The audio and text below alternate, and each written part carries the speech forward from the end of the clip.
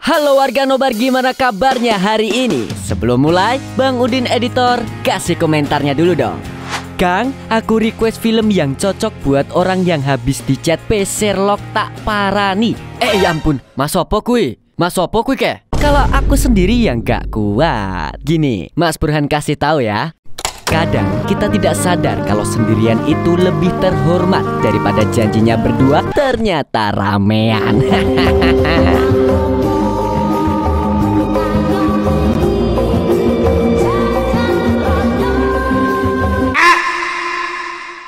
Dan sesuai request kali ini, Mas Burhan punya sebuah film yang bisa membuat kamu lebih percaya diri saat di Sherlock. Loh, kok bisa Mas Burhan? Ya bisa dong, karena film ini menceritakan tentang pemuda yang mengembara seorang diri untuk mencari jati diri. Tapi dalam perjalanannya selalu saja terlibat keributan dengan pendekar yang beraninya keroyokan dan hanya nyari korban yang lemah. Loh, kok kayak kenal ya?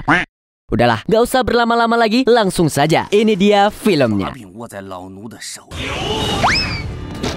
Petantang petenteng, giliran ditantang kayak sayur.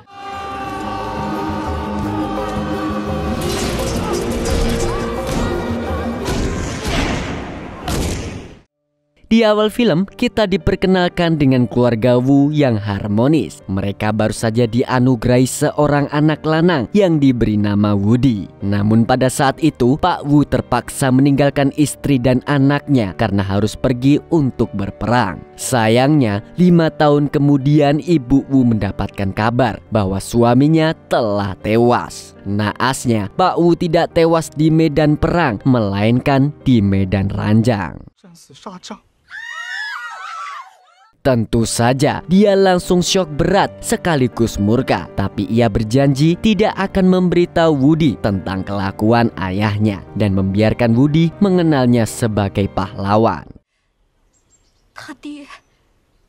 Beberapa tahun kemudian, Woody tumbuh menjadi tukang sol sepatu. Setiap hari, dia mangkal di pasar untuk menunggu pelanggannya. Sambil menunggu, biasanya Woody akan membaca buku kungfu sembari mempelajari jurus-jurusnya. Lalu tak lama kemudian, pelanggan pun datang. Pelanggannya kali ini adalah Yue Lu, seorang wanita cantik yang sepatunya bolong. Selagi Woody menjahit sepatu Yue, tiba-tiba ada keributan di pasar. Woody pun langsung menyelesaikan sepatunya dengan cepat, lalu bergegas pergi ke tempat keributan itu.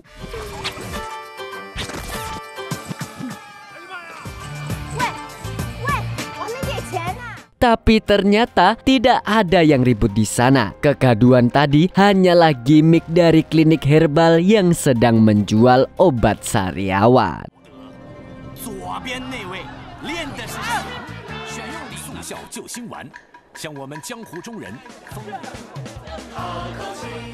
Woody pun sangat kecewa, padahal dia mengira ada yang sedang ribut karena dia sangat suka melihat orang berantem. Sekembalinya dari situ, Woody diledek oleh para wanita karena mukanya kayak orang tolol. Tapi dia tidak membalasnya karena memang sudah biasa. Lalu beberapa saat kemudian, Woody tak sengaja melihat Yue sedang bertarung dengan penjahat yang bernama Tian Ban Kuang atau biasa dipanggil Samsudin. Oh, tenan.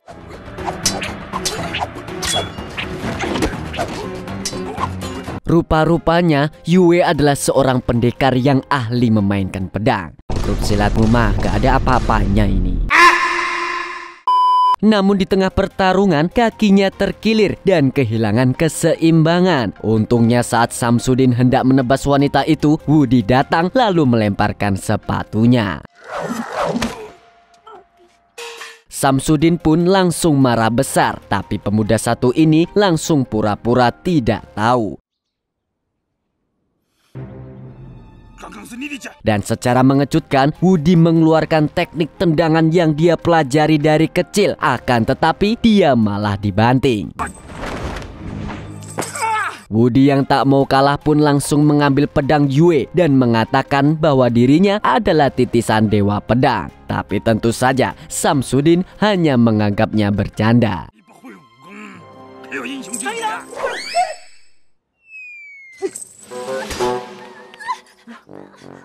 Sudah tidak tahan melihat tingkah tolol Woody, Samsudin pun memutuskan untuk membunuhnya. Namun tak disangka ada sebuah bola besi misterius yang melesat dan akhirnya Woody pun panik bukan main karena Samsudin tertusuk oleh pedang yang dia pegang. Padahal yang membuat penjahat itu terbunuh adalah bola besi yang entah berasal dari mana. Di sini Woody sangat takut dituduh sebagai pembunuh. Tapi ternyata Samsudin adalah buronan dan Woody akan diberi imbalan karena telah menangkapnya. Yue pun menyuruhnya untuk membawa mayat Samsudin ke balai kota untuk mencairkan hadiahnya. Setelah itu, Yue pamit pergi karena dia akan berkelana ke Gunung Tai. Ya ampun, nama gunungnya kok ya Tai.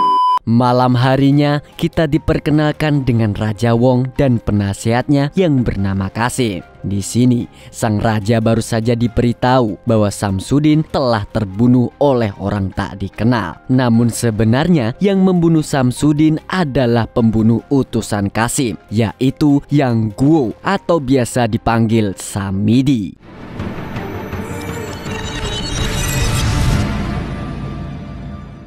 Kemudian kita juga diberitahu bahwa Yue sebenarnya adalah putri kerajaan. Dia telah dijodohkan dengan raja tetapi minggat karena tidak suka dengan perjodohan tersebut. Bahkan saking tidak sukanya, Yue sampai membakar istana agar dia bisa kabur. Namun Kasim mengatakan bahwa Yue telah terdaftar sebagai peserta di turnamen kungfu tingkat nasional. Jadi jika ingin menikahinya, maka itu adalah momen yang pas.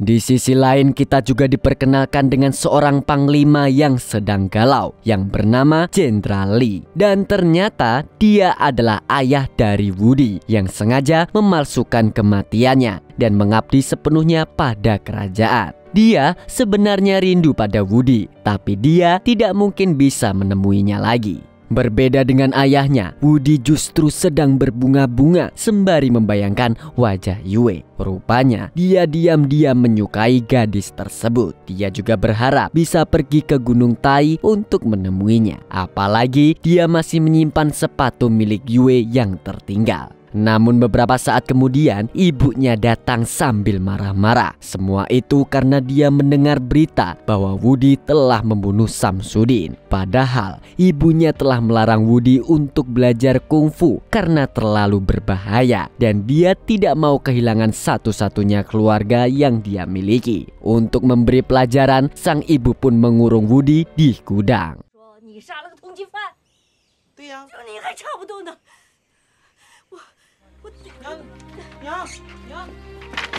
Tapi karena tekadnya kuat, Woody akhirnya memutuskan untuk kabur dari rumah, di mana dia akan berpetualang ke Gunung Tai untuk mengembalikan sepatu Yue. Tidak seperti yang dibayangkan orang-orang, ternyata berpetualang sendirian itu cukup menyenangkan. Untuk menuju Gunung Tai, Woody harus melalui jalur laut. Oleh karena itu, Woody pun pergi naik kapal laut. Tapi sebelum itu, dia tidak sengaja menabrak seorang kakek tua. Dan karena merasa bersalah, dia pun menggendongnya sampai ke atas kapal. Di perjalanan yang panjang ini, Woody berbincang dengan kakek yang dia gendong tadi, di mana kakek ini terlihat sangat berterima kasih karena tanpa bantuan Woody, dia mungkin tidak akan sanggup naik kapal lagi. Namun di tengah perbincangan, kapal yang mereka naiki tiba-tiba dibajak oleh dua perampok. Mereka berdua pun berusaha membajak kapal dan menakut-nakuti penumpang dengan sebuah peledak.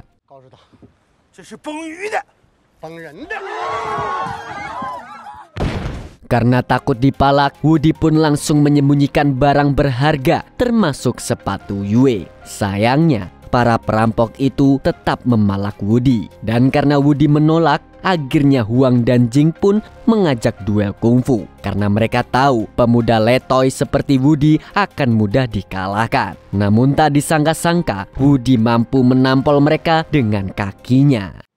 要是把他赢了，这船上的人驷马难追，认识剑不？注意，这是注意了。不是，别跟我打。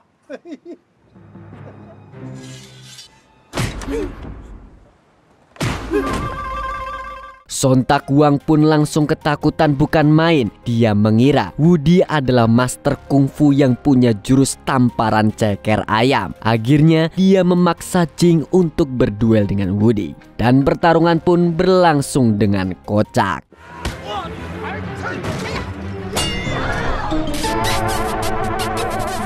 你就不应该有这个。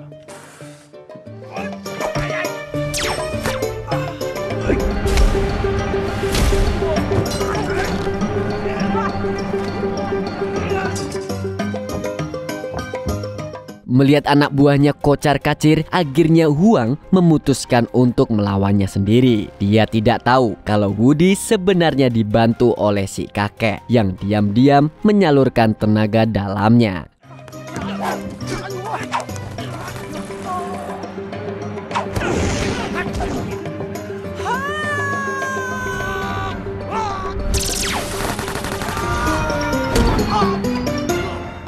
Berkat bantuan tenaga dalam si kakek, Woody pun mampu membuat Huang ketar-ketir. Dan para perampok itu pada akhirnya memilih kabur dari kapal.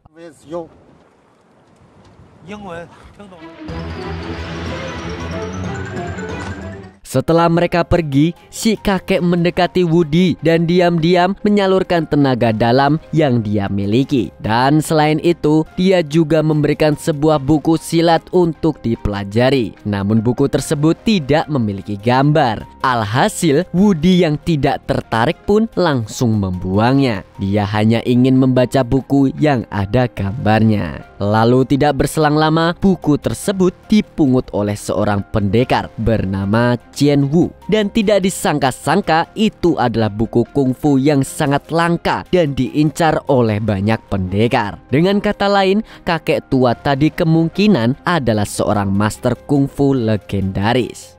Setelah berlayar cukup lama, akhirnya Woody sampai di daratan. Di sana, dia bertemu dengan wanita cantik yang kakinya pengkor. Sebut saja Ling Ling. Tapi ternyata dia hanya berpura-pura untuk mengelabui Woody. Usut punya usut, dia adalah teman satu perguruan Samsudin yang mengira bahwa Woody adalah bagian dari komplotan Samyidi. Di tempat ini, Ling Ling dan adiknya berniat untuk meracuni Woody untuk balas dendam. Beruntung, dia sudah kebal berkat kekuatan dari si kakek.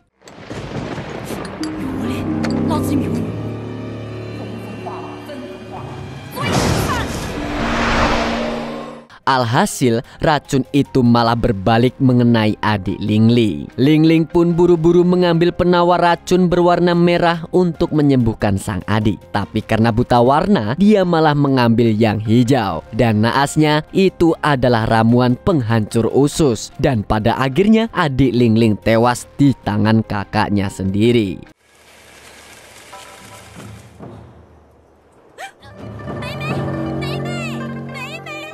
Melihat adiknya mati, Ling Ling pun menyalahkan Woody. Dia kemudian mengejar pemuda itu dan melemparkan sebuah pisau. Akan tetapi inilah yang terjadi.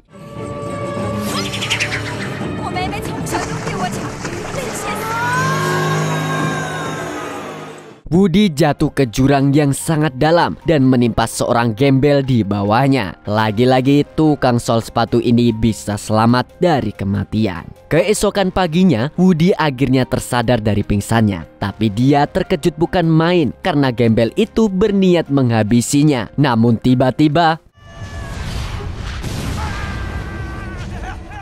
si gembel pun heran kenapa tenaga dalam Woody sangat kuat. Woody sendiri baru sadar kalau dia kini memiliki kekuatan tenaga dalam. Di sini si gembel langsung mengenali kalau kekuatan yang dimiliki Woody berasal dari si kakek, di mana dia adalah musuh bebuyutannya.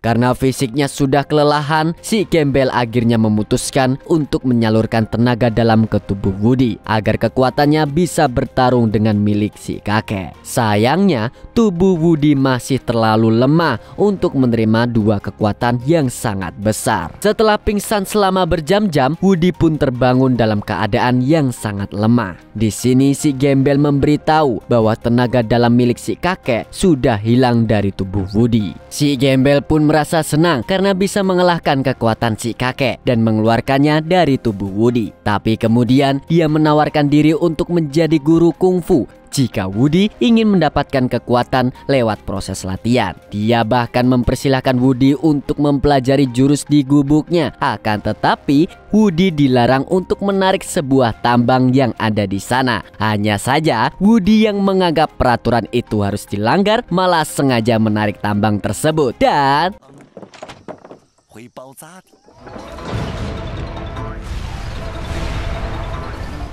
sontak si gembel pun langsung menendang Woody jauh-jauh karena gubuknya hancur berantakan.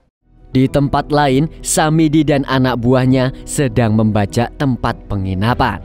Dengan mengatasnamakan kerajaan, dia mengusir semua pengunjung yang ada di sana.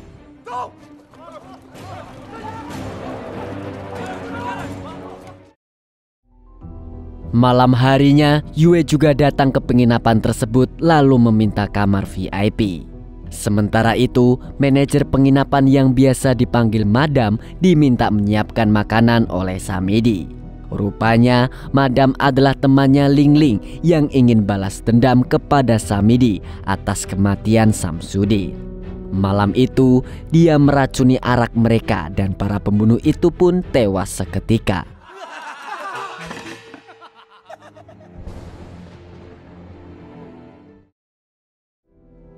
Beberapa jam kemudian, Woody juga datang ke penginapan tersebut. Di tempat ini dia akhirnya bertemu dengan Yue. Dan tanpa banyak cincong, dia pun langsung mengembalikan sepatunya dengan mata yang berbinar-binar. Di saat Woody sedang kasmaran, Yue tiba-tiba mengalihkan topik dan mengatakan kalau dia akan mengikuti turnamen kungfu di dekat situ.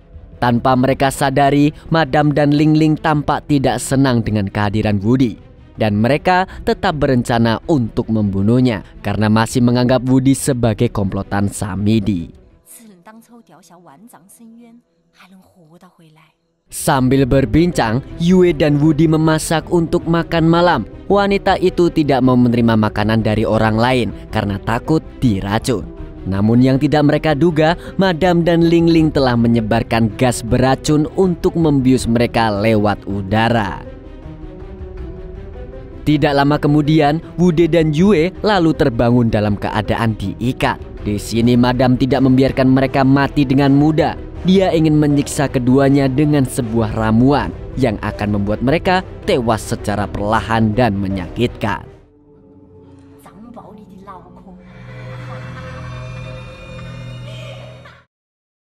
Namun anehnya, Woody dan Yue justru tidak merasakan apapun. Madam pun heran karena sebelumnya dia tidak pernah gagal meracuni orang. Tidak ada cara lain, akhirnya Madam memutuskan untuk menyiksa mereka dengan pisau. Akan tetapi, Yue dengan santainya meledek tubuh si Madam yang agak gendutan. Bahkan dia juga memberikan tips-tips kecantikan dan senam poco-poco.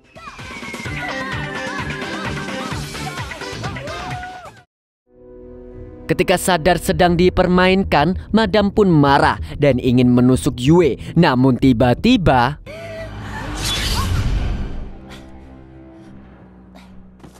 setelah itu, Qianwu langsung melepaskan Woody dan Yue.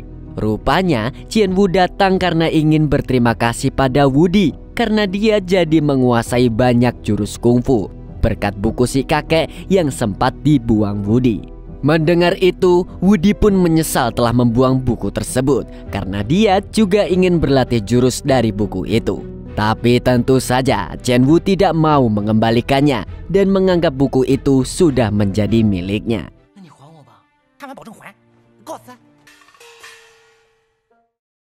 Di sisi lain, kita diperlihatkan dengan Samidi yang ternyata belum mati. Rupanya racun buatan Madam tidak manjur di tubuhnya.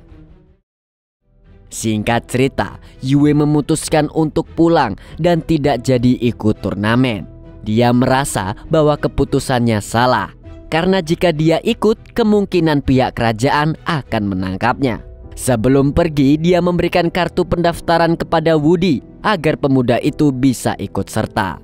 Yue juga berkata pada Woody bahwa dia akan pulang ke rumah dan meminta maaf pada keluarganya karena dulu pernah menolak perjodohan, sehingga keluarganya yang disalahkan.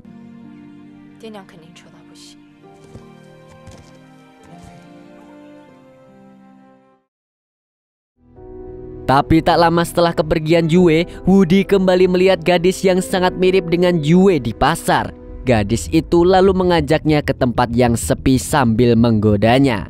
Tapi di tempat itu, si gadis tiba-tiba menunjukkan wajah aslinya. Dan ternyata dia bukanlah Yue, melainkan Ling Ling yang menggunakan topeng. Lalu ketika Woody masih tercengang, tiba-tiba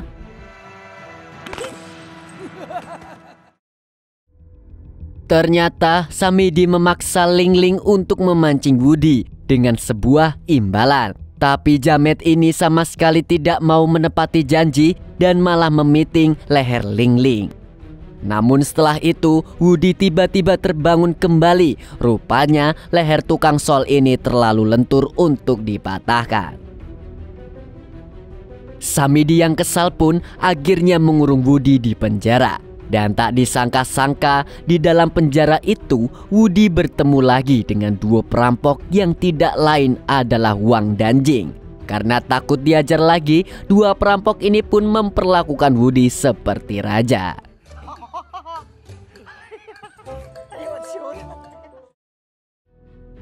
Di lain pihak, Yue tampak sedang merenung di hutan. Tapi tidak berselang lama ada sebuah anak panah yang melesat ke arahnya. Ternyata anak panah itu membawa sebuah surat dari Samidi, di mana dia ingin Yue kembali mengikuti turnamen dan jika tidak mau maka Woody akan dihabisi.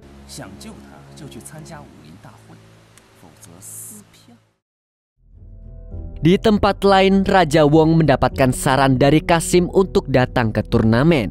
Jika sang raja berhasil membuat Yue terpesona, gadis itu pun pasti mau menikahinya. Di sini Kasim memberitahu kalau dia telah mengutus Samidi untuk membawa Yue ke turnamen. Namun setelahnya Kasim dibuat kesal oleh Jenderal Li yang tiba-tiba ingin keluar dari istana. Di sini terungkap bahwa ayah Woody sebenarnya bukan seorang jenderal. Sekitar 20 tahun yang lalu, dia diperintahkan untuk menggantikan Jenderal Li yang meninggal saat bermain dengan para wanita di medan ranjang. Dia pun terpaksa meninggalkan Woody dan ibunya untuk melaksanakan perintah Kasim. Sejak saat itu, identitasnya pun berubah menjadi Jenderal Li. Dia juga rela nama baiknya tercoreng di mata sang istri. Dan kini saat dia hendak pensiun dari kerajaan, Kasim malah memberitahu bahwa Woody tengah disandra oleh Samidi. Alhasil dia pun tidak bisa melakukan apa-apa.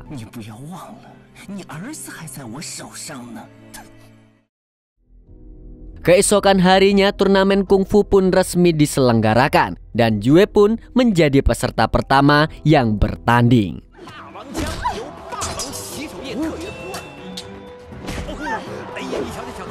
Di pertandingan ini, Samidi membantu Yue agar bisa menang dan tentu saja dia melakukan itu atas perintah Kasim. Sementara itu, Woody dan tahanan lainnya berhasil kabur dari penjara. Kasim yang tahu mereka kabur pun langsung mengerahkan para prajurit untuk menangkap tukang sol sepatu tersebut. Kembali lagi ke arena kungfu. Kali ini Yue berhadapan dengan pendekar yang jauh lebih kuat. Uniknya, pria itu menggunakan jarum dan benang jahit sebagai senjatanya.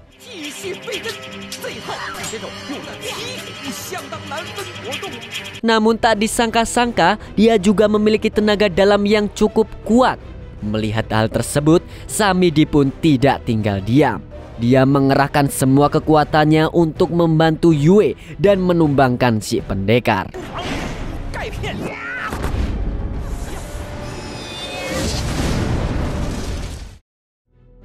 Di sisi lain, Woody dan dua perampok terlihat ingin pergi berlayar. Tapi tiba-tiba Huang dan Jing dipanah oleh pasukan kerajaan. Mereka yang sudah tak berdaya pun hanya bisa pasrah dan menyuruh Woody untuk kabur sendiri. Huang juga akan meledakkan bom di bawah air sehingga tukang sol sepatu itu bisa pergi dengan mudah.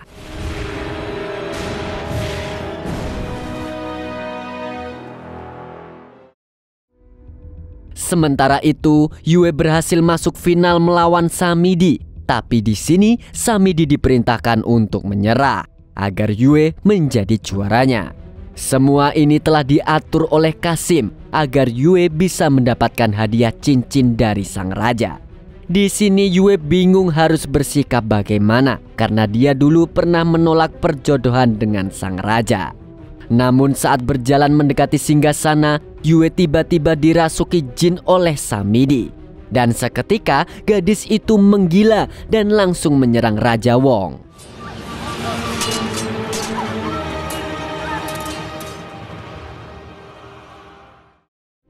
Rupa-rupanya semua ini telah direncanakan oleh Kasim agar dia bisa mengkudeta raja. Kemudian Kasim mendekati raja dan hendak meracuninya. Namun Jenderal Li datang untuk menghentikan itu. Sayangnya Kasim memiliki ilmu kungfu yang sangat overpower, sehingga Jenderal Li pun harus tewas di tangannya. Bahkan dia belum sempat melihat Woody, anaknya yang kini sudah tumbuh dewasa. Lalu ketika Kasim hendak menghabisi Yue, tiba-tiba Woody muncul dengan gagahnya untuk menolong gadis tersebut. Akan tetapi dia malah ditendang sampai mental ke pedesaan.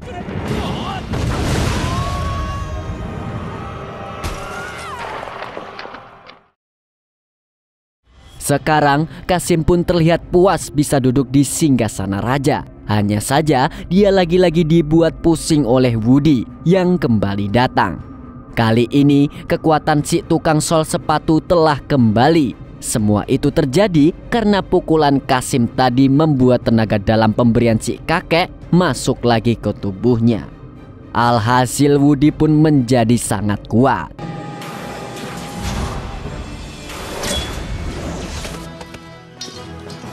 Melihat kekuatan Woody yang begitu overpower, Kasim dan ratusan pasukan pun main keroyokan kayak grup silat itu.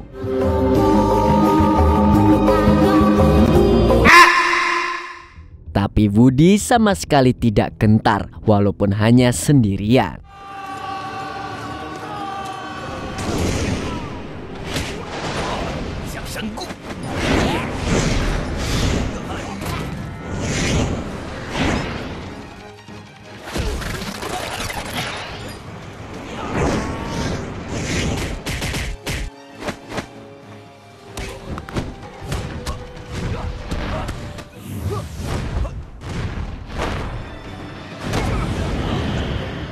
Karena asam muratnya kambuh, Kasim pun memutuskan untuk mengeluarkan jurus terakhirnya, yaitu jurus 1000 tombak. Sementara itu, Woody menggunakan jurus pedang api.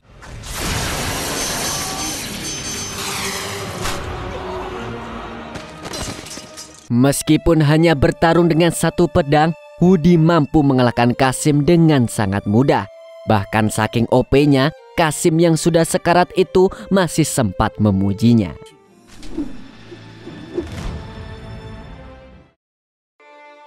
Setelah semua huru-hara itu, Raja Wong kembali tersadar dari pingsannya. Dia lantas berterima kasih pada Woody yang sudah menyelamatkannya dari kudeta. Di sini, Woody boleh meminta apa saja kepada sang raja. Tapi bukannya minta sesuatu yang menguntungkan dirinya, Woody malah meminta agar sang raja tidak menikahi Yue. Mendengar itu, Yue pun langsung berpura-pura ingin menikah dengan raja. Hal itu dia lakukan karena tidak ingin berutang jasa kepada Woody. Alhasil, Yue pun diangkat menjadi ratu, sedangkan Woody memilih untuk tetap jadi tukang sol sepatu. Bayangkan, dia boleh minta apapun kepada raja, tapi Woody tetap memilih jadi dirinya sendiri. Karena itulah yang membuatnya bahagia. walaupun sampai akhir dia tidak tahu kebenaran tentang ayahnya. Beberapa bulan kemudian, Woody kembali bertemu dengan Yue. Ternyata gadis itu memilih untuk pergi dari istana karena dia merasa bahwa menjadi ratu bukanlah passionnya. Alhasil, dia meminta pada sang raja untuk membatalkan pernikahan. Dengan begitu, dia bisa hidup bersama Woody, laki-laki yang dia cintai. Sang raja pun bertanya kenapa dia lebih memilih tukang sol daripada dirinya. Dan Yue pun menjawab dengan sebuah pertanyaan. Dia bisa ngesol sepatu, kamu bisa nggak? Sang raja pun speechless dan akhirnya mau mengizinkannya pergi. Untuk pertama kalinya dalam hidup, Raja Wong merasa lebih rendah daripada tukang sol sepatu. Lalu film pun tamat dengan happy ending.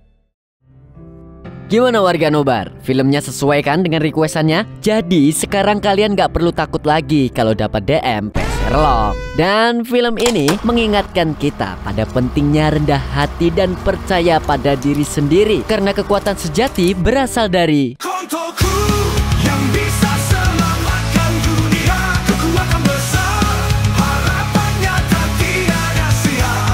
Dan ya, segitu dulu dari Mas Burhan sang Kicomania mewakili orang-orang yang mendapatkan inspirasi. Loh, siapa iki sing WA? Duh, kok rano jenenge ya? Duh, gawat iki.